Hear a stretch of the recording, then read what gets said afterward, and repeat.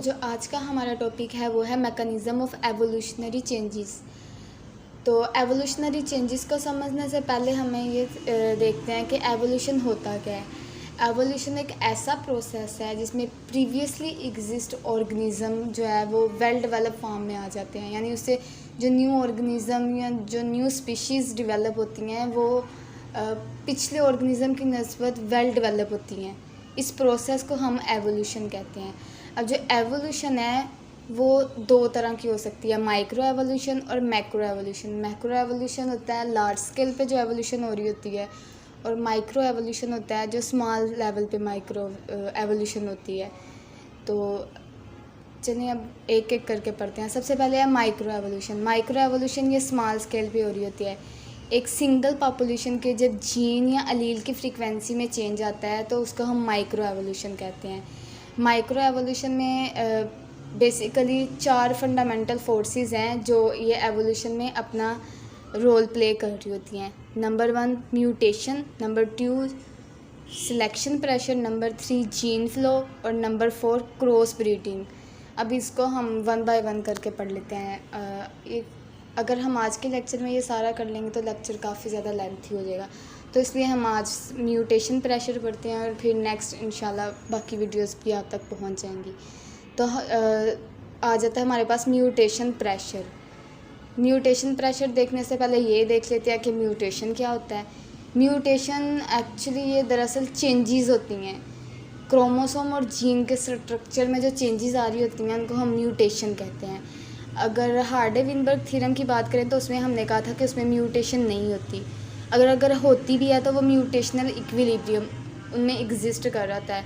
Mutation equilibrium इसी lecture के last पे इसके बारे में थोड़ी डिटेल से बात करेंगे कि म्यूटेशनल इक्विलिब्रियम होता क्या है। लेकिन बेसिकली म्यूटेशनल इक्विलिब्रियम का बेनिफिट ये है कि इसकी वजह से म्यूटेशन नहीं हो रही होती, मतलब म्यूटेशन हो रही होती है लेकिन ऑर्गेनिज्म में कोई ऐसे चेंजेस नहीं आ रहे होते, एक इक्विलिब्रियम मेंटेन हो जाता है। इसलिए म्यूटेशन जो है, जितनी भी ऑर्गेनिज्म में वेरिएशंस आ रही होती हैं, जितनी भी न्यू वैरायटीज़ आ रही होती हैं, वो सब कुछ म्यूटेशन ही बेसिकली ये करवा रहा होता है। इसके अलावा जो म्यूटेशन है ये नेचुरल सिलेक्शन और जेनेटिक ड्रिफ्ट के दरमियान की वजह से जितने भी जीन लॉस हो रहा होता है वो म्यूटेशन ही उनको काउंटर बैलेंस कर रहा होता है।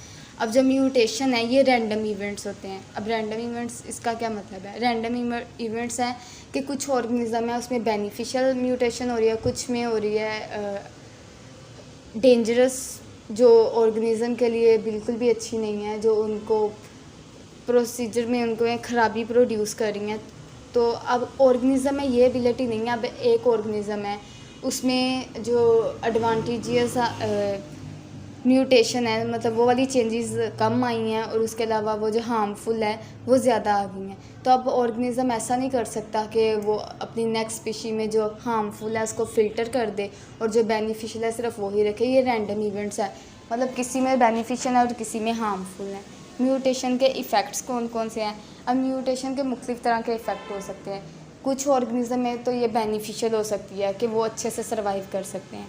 कुछ ऑर्गेनिज्म ऐसे हैं जिनमें ये हार्मफुल होती हैं, मतलब उनमें कुछ डिजीज़ वगैरह काज करते हैं। कुछ न्यूट्रल होती है, यानी उनमें ना पॉजिटिव ना नेगेटिव किसी भी किस्म का इफ़ेक्ट नहीं हो रहा होता।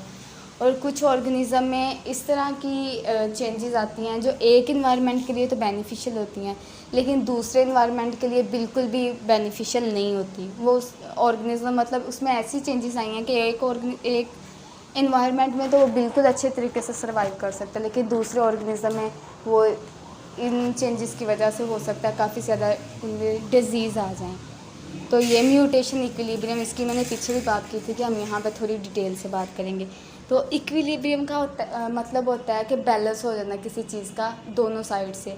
अब म्यूटेशन इक्विलिब्रियम को समझने के लिए हम एग्जांपल लेते हैं कि हमारे पास एक तरफ है वाइट कलर के फ्लावर्स और एक तरफ है पर्पल कलर के फ्लावर्स। वाइट कलर के फ्लावर्स को हम कह लेते हैं कि ये विल्ड टाइप है, और जो है पर्पल कलर के उसको हम कह देते हैं कि ये म्यूटेंट टाइप है। तो इसमें चेंजेस आना है, मतलब जो वाइट कलर के फ्लावर्स हैं उनमें उनके जीन में कोई चेंज आया है और उस जीन में चेंज की वजह से वो पर्पल कलर में कन्वर्ट हो रहे हैं। अब इक्विलिब्रियम हमने बात किया कि इसमें इक्वी बैलेंस होना चाहिए, तो अब इसी रेट के लिहाज से क्या होगा कि जो पर्पल कलर के फ्लावर है उनके जीन में चेंज आएगा और वो वाइट कलर में चेंज आएंगे, मतलब ये इंटर कन्वर्ट हो रहे हैं। जो विल्ड टाइप है वो म्यूटेंट टाइप में, जो म्यूटेंट है वो विल्ड टाइप में कन्वर्ट हो रहे हैं, और म्यूटेंट इक्विलिब्रियम इसे कहते हैं। मतलब इक्वी बैलेंस हो रहा है, इसमें कुछ भी चेंजेस वगैरह नोट नहीं की जा सकती।